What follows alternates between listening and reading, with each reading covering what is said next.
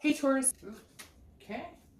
And there's the sun. So we're happy with that. All right, the sun definitely talks about hope. It's about keeping faith alive. It's about clarity. It's about self-awareness. So this tells me that if you're looking to reconcile, maybe you've come to a conclusion that you realize it takes two to tango. Maybe there's been finger pointing. You're angry with them. They're angry with you. But I feel like maybe you're both coming to some sort of conclusion that like it takes two to tango and neither one of you were perfect, and it's almost like you're getting over the stage of some sort of anger and finger pointing, and the sun has come out and you can see things clearly. I feel like some of you want to be like, I know exactly how we can fix this. I don't know why. That just had to come out. I just had this thing in my stomach that's like, somebody's out there going, I know where we went wrong, or I know like we can do this again. So I love the sun for you because it's bubbly, it's vibrant, it's shining, it's the fog is lifting. So let's see what else is going on. All right. Your current position coming into the month is the Five of Cups, which is actually kind of the opposite of the sun. So we'll see what's going on. But the Five of Cups is about loss. It's about feeling a grief. It's about some sort of, crying over spilled milk, not paying attention, not listening to what's right in front of you. So I feel like either they're coming to you saying, hey, we can do this again. We'll fix it, we'll change, or you're doing that with them and somebody's not listening. Although I feel like that will come to fruition, that they will. But again, there's some sort of sadness here. So it is sad because I feel like for a lot of you, yes, I'm sure there was drama, cheating, different things. But for a lot of you, I feel like that ship has sailed, like that grief has sailed, and you're in a position of maybe being able to let go, but you're coming into the month feeling sad. I almost feel like some of you don't think this staying card, cooperate. I feel like some of you are coming into the month feeling like it's hopeless, like there's no way this could happen. And yet your theme of the month is the sun saying, wait, I'm going to clear some of this fog. There might be something here. There might be something coming in. You know what? I don't know. I feel like I want to say it like a movie producer. All right, the next card you have is how you're feeling coming into the month. That's very interesting. So this is either somebody you're married to, you got divorced from. Now this is internal. This is how you're feeling. But the Justice card is Libra's card, so you could be dealing with Libra. But on top of that, the Justice is also marriage card. So this could be like either you or they or both of you, because I feel like there's a connection between you both. But because you're not actually communicating, the connection is super strong, okay? But because you're not actually having the conversations, you don't know what they're up to, they don't know what you're up to, but in the end, you're both having this hopeful but feeling sad because you don't have each other. And then the Justice card is saying either this is a person I thought I was going to marry, this is a person I still want to marry. The Justice card also, though, is justice is served. It's cause and effect. So it's something that happened, and maybe you're kind of like, okay, we had to take this break to get to this point of missing each other, to feeling this grief.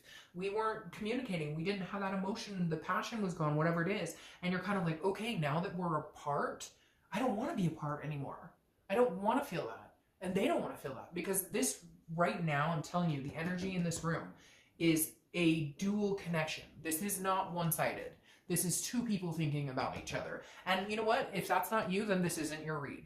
Because I get people all the time who say, I don't want them back. Then, hey, watch the singles read, right? The next card you have is your distant past. So over the past 5-10 years, could be throughout your childhood, and you have the Ace of Pentacles. Now, the Ace of Pentacles is opportunity. It's a plethora of opportunity. It's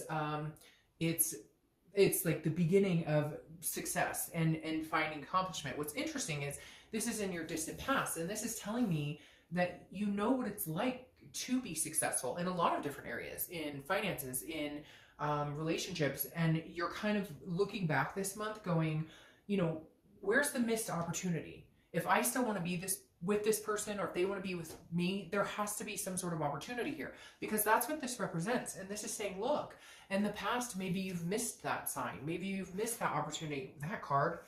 Maybe you've not seen the clarity. Or maybe you've seen it, but it was too late, a day late, dollar short, right? Or maybe you didn't jump on it and take the chance. And I feel like you or your ex or both are feeling like, I'm not letting this one go. That's what it says in my head. Literally, I'm not letting this one go. You don't give this one back. All right, the next card you have is your immediate past. Over the past 2 weeks, past month or two, and you have the Fool. The Fool is the beginning of a new cycle. I feel like you could have a new cycle with this person, because this is, again, the beginning. Now, this may be where you turn that leaf, like I said, where you're seeing things clearly, where you're like, oh my gosh, We can make this happen. I still have faith in this. The shadiness is cleared. Whatever has been storming on our parade is clearing, because the Fool is it's a fearlessness, it's a folly. It's, again, the beginning of the major arcana, so a whole new cycle coming into place here. And I feel like this is you almost saying, should I take a leap of faith in getting back together with this person, or vice versa? They're asking themselves the same thing. Again, I feel this duality, which is interesting because you guys are the Lover's card, and the Lover's card is all about duality. But the Fool to me represents a possibility of you or them or both seeing the light, feeling like there is some sort of like possibility of reconciliation. However, what's very interesting is I feel like a lot of you are not communicating, you're not talking, so you don't know what they're up to, they don't know what you're up to, you're assuming the worst, they're assuming the worst, and therefore nobody's saying anything. The next card you have is your distant future, so over the next month or two. See, and that's interesting. Over the next month or two, and you have the Death card. The Death is not a physical death. In fact, I love this card. It's Scorpio's card, so you could be dealing with a Scorpio, but death is about rebirth. It's about transformation. It's about the sun is shining. I can't even get that off my freaking mind. I don't know why. But again, this is the best card I think you have going for you, because your future is saying this is a rebirth. This is a possibility of a rebirth between you two. But also what's interesting here is it's not even just about a rebirth between you two. It's about a transformation, a belief, a change within yourself. So this could pertain to this person, or this could pertain to self-love. This could pertain to, guess what, if it doesn't work out with this person, that's okay, because you're ready for the future. Whatever you've been doing or whatever you're going to do over the next few months is going to gear up to whatever is coming your way, to almost, it feels almost like a destiny or some sort of karmic resolution, because again, this is some sort of change. Now it could be kids. I mean, she is pregnant and there is a kid right there, so it could be, you know, maybe you're having kids, maybe you're already pregnant, or maybe your significant other is pregnant, or your ex is pregnant, etc. I don't know why that popped in. I'm sure that may resonate with like one person, but there is something going on with the child here. I always see that in this card, but for some reason right here it's significant. Maybe you have kids with this other person, etc. You get the drift. But I like this card for you because this says no matter what's coming, the storm is clearing, the change is coming in. The next card you have is your immediate future. So over the next few weeks, you have the Knight of Pentacles. Hard at work, dutiful, cautious. So I feel like you're going to continue to keep your head in the game of life, right? Before, there may have been some devastating blows because of the breakup, because of the non-communication, because of the sadness, the grief. But somewhere along the lines, this month, it's like, you know what, I'm just going to work hard. I'm going to work hard at life. I'm going to be the best me I can be. I'm going to start on these changes and transformation. And hopefully we can come together at some point and maybe share that together. Maybe share what's been going on. Maybe share that transformation and that and those changes, etc. Because the Knight is somebody who's very dutiful. They're working for the end game, but the greater good, something much bigger than themselves. The next card you have is anything that's going to be tangible throughout the month. So it could be the beginning, middle, end. It can last for a day, an hour, etc. And you have the Page of Pentacles. The Page of Pentacles is very interesting. These go along. This is hard work. This is pragmatic. This is responsibility, but it's also aspiring for something bigger. There's something here that says to me, some of you are turning like a big leaf, and it's not like a maple leaf. It's like a banana leaf, okay? It is literally like something so significant in your life. You're making changes. But again, it's because I feel like you've all of a sudden got this clarity of like, holy shit. Now, it could be clarity because this person's like gone and maybe you needed them gone, so you could see what you needed to change in yourself. You could see the areas you were missing, work, career, family. Maybe you were kind of putting that on the back burner because of this grief, because of the sadness, because of what had been going on. And now you're able to understand that you can have a both. You can have the ex, you can do that and still maintain. But for whatever reason, you weren't able to do it before. I think there was fighting, there was jealousy, there was arguments, maybe infidelity.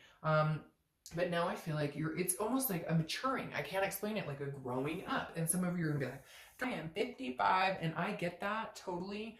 But at the same time, we grow and mature our entire lives. Like, believe me, we all do. So this just is some sort of like, you've upped the responsibility factor and you've upped like the importance of all of the things in your life. Like, you've realized what you're fighting for.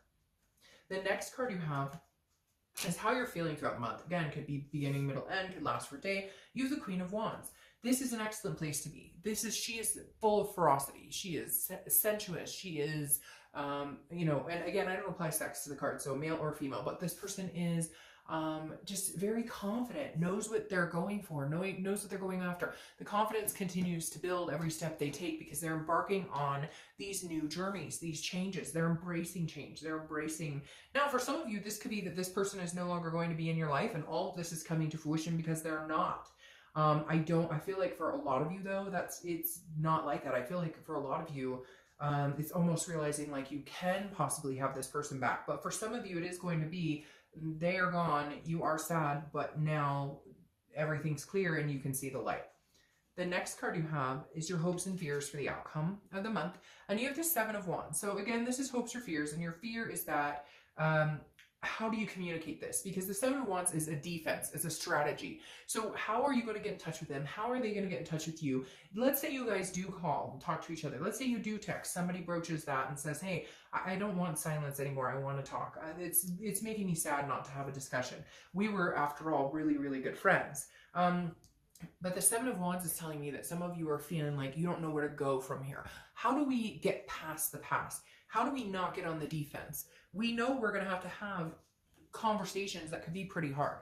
We know we're going to have to, like, this isn't going to be like, hey, we start talking and we jump back in where we left off and everything's wonderful. No, there are underlying issues that have to be addressed. So your biggest fear here is, how do we get there? How do we move on? How do we address these issues? How do we do this in a manner that we can feel good, that we don't go back and start pointing the fingers, that we can clear the air again, that we're feeling like the fog is lifted. So your biggest fear is how, and when.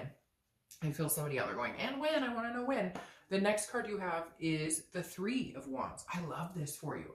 The Three of Wands is about teamwork, but so the Two of Wands is about planning something, okay? If you pulled the Two of Wands, it would be planning, looking forward, growth. The Three of Wands is about planning together.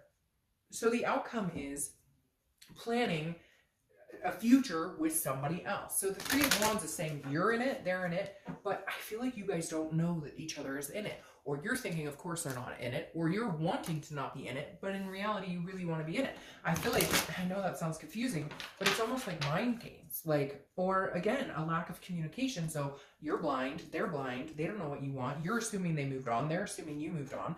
And for some of you, this is somebody that maybe you've been away from for a long time, but they've been on your mind, you've been on their mind. Again, some sort of dual connection here that can't be denied at this point. But the Three of Wands is about making the step. They go together very well, because the Three of Wands is like, where do we go from here? Okay, let's say you guys communicate and you both want each other back and you both love and care about each other and you still want that type of, you still want to move forward. How do we go about getting that? What do we do? He's focused. Like, okay, where do we go from here? So that's a conversation that's going to be had. The best part is that you're both on the same playing field. You're both on the same connection. Now, your Four of Coins, clarifying this, it's like a impoverished energy. So I feel like, again, it's not, the Four of Coins is like, is like a miserly energy. It's not, it's like you feel like they don't want you. They feel like you don't want them. And so what's clarifying your outcome here is like, you guys are going to have this discussion and get there. Because again, the Four of Coins, it's impoverished. It's feeling like you're like, not like you're lost without them. I don't want to say that because some of you are going to be like, that's a stretch. It's not like I'm lost without them. I've just been thinking about them a lot or whatever. But the Four of Pentacles is telling me some of you are feeling like your other half is missing, because this is a impoverished energy. This is feeling broke without them, and not, obviously in a physical way and not even in a financial way, but more of a mental, like, if we're not connected, then I feel like we're, another piece of me is missing. Because again, it's also a possessive energy, so it's kind of like a you're mine, but not in a weird crazy stalker way, more in like a, we work better together, but I feel like it's going to take you a minute to get there. Now, here's what I like is the Page of Wands is clarifying the distant future. The Page of Wands is a spark. It's curiosity and it's confidence. So this says, okay, somebody's going to humble up and be like, I can't stop thinking about you. I can't live without you type energy. I'm going to have a conversation. We need to have a conversation. We need to talk. I don't know what you're up to. Maybe you're dating 20 men or women. Maybe you're about to get married. I don't know, but I need to know what's going on. So eventually here in the next month or two, that Page of Wands is going to crack and somebody's going to call the other person or text and say, hey, what's going on? Or at least some sort of communication is going to come into fruition. Now, For some of you, again, like I said, this could be a total, nope, this is eye-opening. And then at some point you guys connect and you're like, no, I can't, I don't want to be with you. And this spark and confidence and curiosity comes out with somebody else. But for whatever reason, like this is that person you've been thinking about. Maybe hard. And I know I'm going to get people who, you know, message me and say, oh, that's crap. They don't talk to me. They're married. They're okay, fine. Then not your situation. But if you're feeling enough to where you want to know what they're up to, for you guys right now, I have a feeling they're in that very same headspace. And I don't get that feeling a lot. A lot of times there's still the connection, but one person's going in one direction, one person's going in another one. But for some reason, the clarity is now. Like the time, I'm being told like the time is now. Like the seeker is now.